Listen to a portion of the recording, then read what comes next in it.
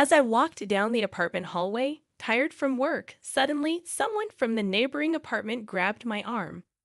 Confused and scared, I screamed as I was dragged inside. It was my neighbor, Mr. Johnson, who apologized, claiming he had no choice. Suspicious, I pulled away, demanding an explanation. He nervously said, "Actually, my name is Luna. Now, let me tell you about my life. I'm 24, working in a well-known trading company. I enjoy the freedom of living alone in a city apartment, earning my own money. I grew up with a single mom who struggled to provide, but she never gave me an allowance. Despite her reasonable income, she was labeled a toxic parent. I moved out to escape her control, and I'll share our story. I was born and raised in a town near New York City. My childhood home was remote, making life difficult without a car or bus. Raised by my single mom, I should be grateful, but her restrictions created resentment. In elementary school, I asked for an allowance, but she refused, claiming money could lead to trouble. Despite promises, she never bought what I wanted. Birthdays were filled with disappointing educational books, and I realized my mom was different from my friends' parents. Every day, I desperately tried to find a way to escape my parents' control. Through middle and high school, it only intensified. Not only did I not get an allowance, but I also had to report and get permission for everything, whether it was hanging out with friends or going on dates. Once, after sneaking out to meet my boyfriend, I faced my mother's furious reaction the next morning. She declared that I would go without meals for the next 3 days. Without an allowance, I couldn't even buy food outside. Too embarrassed to let my friends or boyfriend know about my toxic mom, I couldn't ask them for something as simple as a snack. After 3 days of hunger, my concerned boyfriend approached me, asking if I was okay. Unable to hold back my tears, I'd opened up about my mother. I still remember the shock on his face. Although he sympathized at first, he began avoiding me afterward. 2 weeks later, I overheard him telling his friends that my mom seemed like a real problem, and he didn't want to deal with it. He thought I was desperate and kind of scary.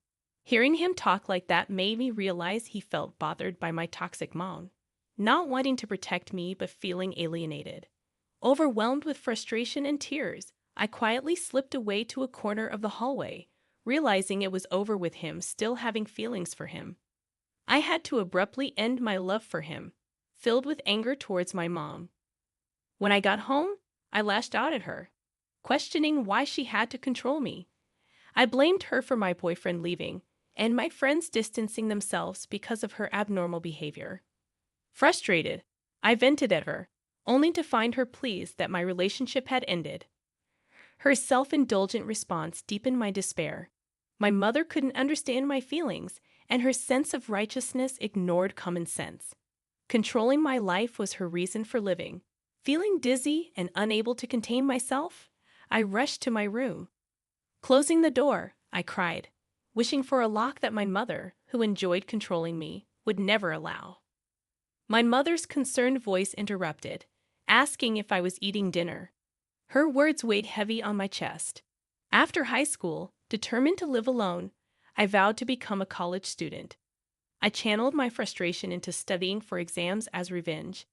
I secretly started a part-time job, faking my mother's signature. Gradually, I earned scholarships and slipped into the acceptance range of a New York public university. When I finally told my mother about my achievements, she smiled sweetly, praising my hard work. However, her reference to M University, a nearby public university, signaled that I wouldn't be allowed to live on my own. It was just a 20-minute commute from home. Despite choosing a university within New York, my mother insisted on a different one in a neighboring town. This left me feeling uneasy, as she continued trying to control me even as I was about to become a college student. Rejecting the idea of M University, I expressed my desire for our chosen university. In response, my mother sternly dismissed it, insisting on N University and questioning my chances of getting in. Frustrated and unable to hold back tears, I turned away from my mother and rushed to my room. Even as a college student, I couldn't escape her control. Balancing exams and part-time work was tough, and despite my efforts, it all seemed unnecessary. The frustration affected my sleep, leading me to take the entrance exam for M University, getting in as expected. Before I knew it, I was a college student, and my mother surprised me with a smartphone as a celebration gift. It was a remarkable shift from her previous controlling behavior. With the smartphone, I felt liberated, like a fish in water, thoroughly enjoying college life. Making new friends and engaging in normal communication, I also focused on my future, participating in student organizations and volunteer activities. Rather than joining clubs or sports teams, I applied what I learned to secure a position at the most famous trading company in the States, located in New York. Finally, as a working adult, I got to live on my own. My mother congratulated me on my job, presenting me with a $2,000 wallet as a gift. Over the past few years, her control over me had considerably loosened. Despite past resentment, I genuinely thanked her for everything as I began living apart from her. In the end, I decided to express my gratitude, and my mother's response was, "It's nothing. Just take care and do your best." Despite her recent change in attitude, I didn't question why she was so willing to let me go. Looking back, I should have been more suspicious, understanding that my mother wouldn't easily let me go. Nevertheless, I ended up living alone in a town near the center of New York City. The rent was high, but my company's housing allowance made my personal expenses around $600 a month. The apartment building wasn't large, and I would recognize the faces of fellow residents. I lived in a corner room on the third floor, and next door lived a man named Johnson. While we exchanged greetings, our interactions were limited. Johnson seemed about 5 years older, with a slender build and a kind appearance. In New York, neighborly interactions are usually indifferent, so beyond a simple hello, I rarely spoke with Johnson. Fortunately, he didn't seem like a strange person. I kept my apartment secret from my mother, as I didn't want her showing up unannounced. When she asked about my address, I simply said, "I'll be back soon," and left it at that. She seemed a bit down but accepted it, saying, "Well, that's fine." Despite being focused on my work computer, my mother frequently called or texted me.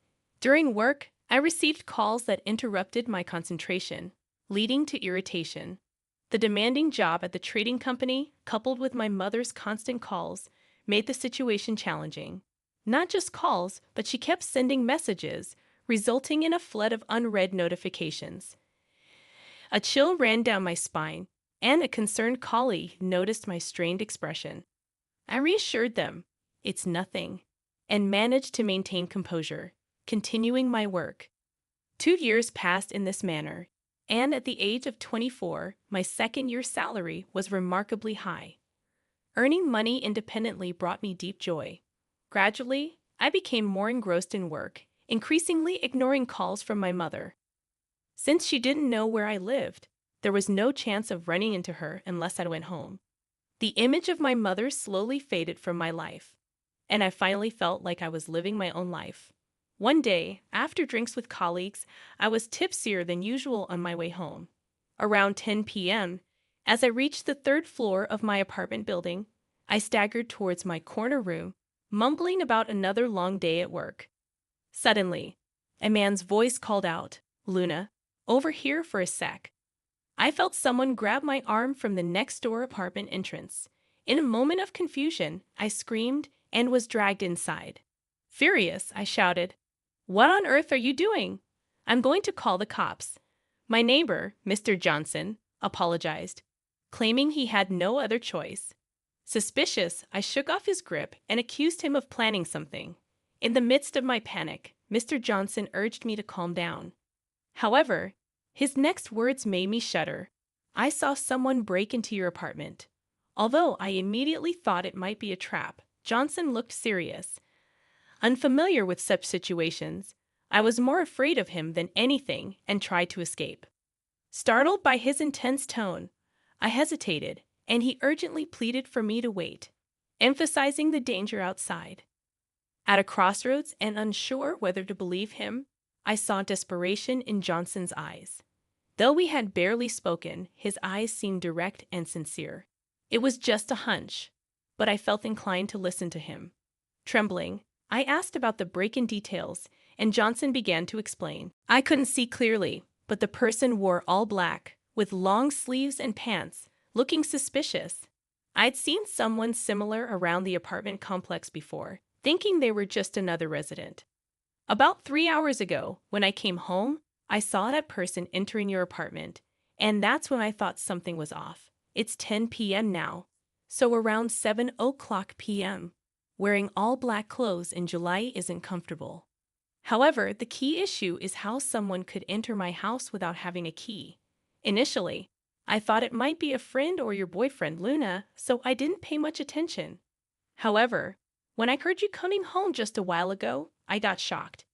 Even if they were a friend or boyfriend, staying alone in someone else's home for 3 hours seemed strange.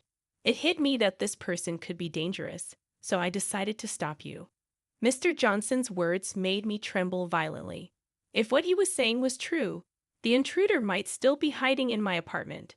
I haven't given my keys to anyone, don't have a boyfriend, and haven't made plans with any friends, ever since a harsh experience with a boyfriend in high school. I've avoided dating men, so I currently don't have a romantic partner or close friends nearby. Who could be breaking into my home? Luna, please calm down and listen. Have you been stalked by anyone recently? Johnson asked, trying to soothe my agitation. Stalked? No, nothing like that. I had no recollection of such a thing, but it was possible someone was stalking me without my knowledge. Maybe you just haven't noticed, but the perpetrator could have been acting this way for a while. Is there anyone, perhaps a romantic partner, with whom you had a falling out or argument? When Mr. Johnson asked me that, I thought about the men around me. Since a high school incident, I've been afraid to get involved with men, and I hadn't had any such relationships with my work colleagues. No, there's no one. I've been avoiding such things all this time. I couldn't think of anyone who might be the intruder. It seemed the only option left was to contact the police, but having never called 911 in my life, I hesitated to make the report. After all, the claim of an intruder in my house was solely based on Johnson's word. Should I really trust what this man is saying? I stared at my phone's call button, unable to press it, and impatiently, Johnson said he'd call the police. Just then, the doorbell rang, startling me, and I accidentally dropped my phone. Wondering who it could be at this time, I peeked through the peephole of Johnson's apartment door. Seeing the person in black clothes outside left me speechless. Mr. Johnson's voice was trembling too. He must be scared as well. Trying to steady my shaking body, I answered, "It's my mother." To Mr. Johnson, my response might have seemed anticlimactic. However, the fact that my mother was standing in front of Johnson's door next to my apartment brought an unbelievable amount of fear. What's going on? Mr. Johnson's voice trembled as well. Could it be that the person I mistook for a stalker was your mother? If so, I'm really sorry. That's a huge misunderstanding. I apologize. Mr. Johnson apologized to me, but I shook my head.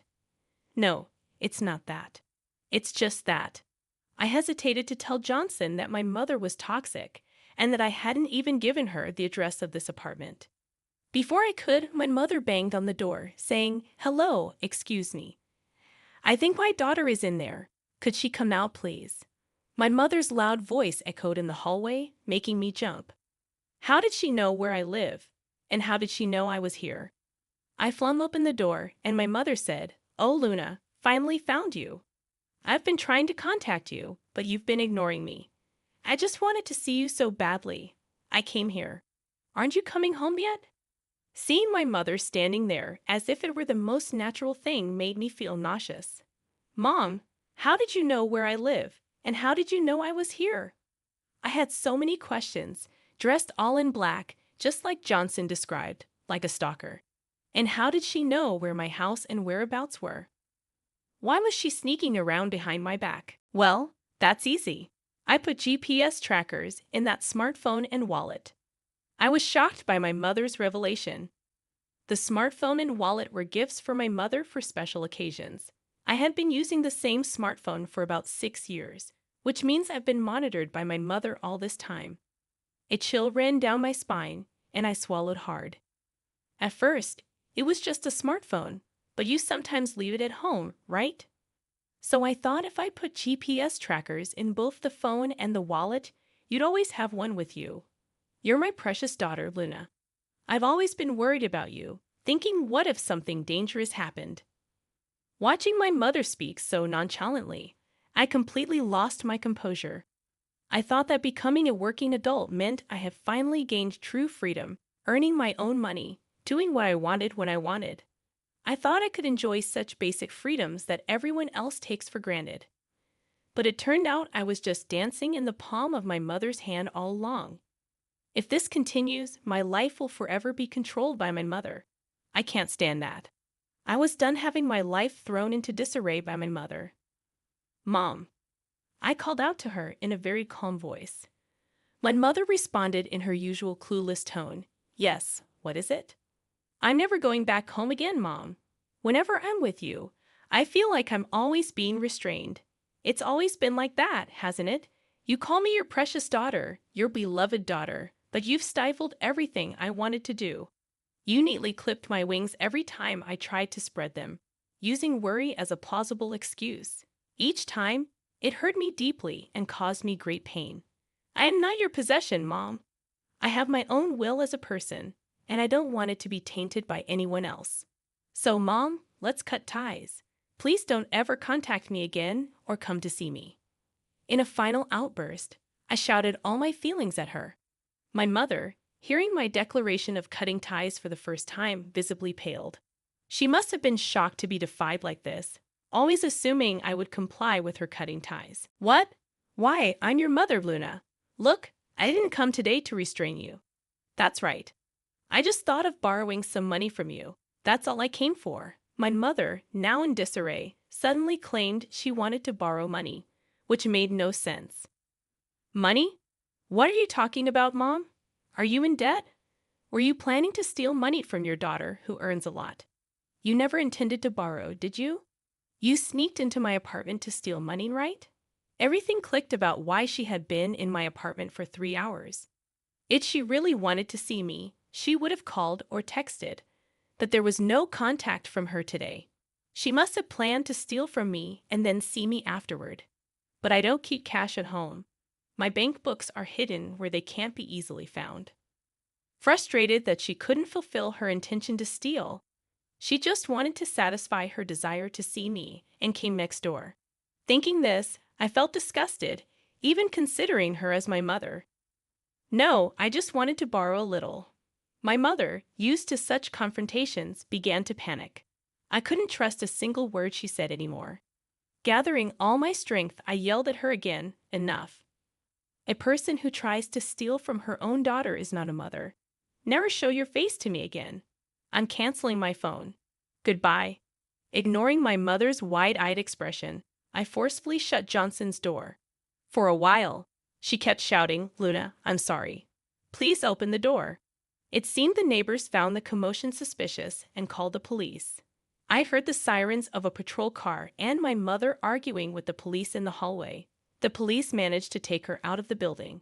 Exhausted, I slumped to the ground. Are you okay? Mr. Johnson asked, looking at me with concern. I'm sorry for involving you in a family fight because of my mother. No, it's okay. Just rest for today. Thankful for Mr. Johnson's kindness, I returned to my room and crawled into bed. I decided to sleep without thinking about anything. My consciousness slowly faded into darkness. As for what happened afterward, I separated my family register from my mother's to create some distance. Though legally I couldn't cut ties completely with my biological parent, having my name removed from her family register made me feel like I had escaped her control, and I felt a sense of relief. Furthermore, I threw away the smartphone and wallet my mother gave me, replaced them with new ones, and moved to a different apartment. Of course, I haven't shared my new phone number with my mother. Now she won't be able to pinpoint my whereabouts. After that incident at my apartment, my mother, who had received a stern warning from the police for causing a disturbance, apparently became reclusive. As she confessed, after I left home and started working, She indulged in high-end brands of clothes and bags to distract herself from loneliness, accumulating considerable debt. Eventually, she ran out of living expenses and resorted to borrowing from high-end lenders. She is now troubled daily by debt collectors. However, I couldn't bring myself to help her. The fact that she had controlled and monitored me, even using GPS, is a shocking event that I can never forgive and is etched in my heart. If cutting ties with her serves as a punishment for her, so be it. I plan to live in a world without my mother. Even after moving to my new apartment, I kept in touch with Johnson, my former neighbor. Initially, I reached out to thank him, but he continued to stay in contact, and now we even go out for meals together. Having refused romantic relationships with men for a long time, escaping from my mother's control has made me more open to love. If things go well with Johnson, it would ironically be thanks to my mother. But I want to build a bright future with Mr. Johnson away from my mother's knowledge.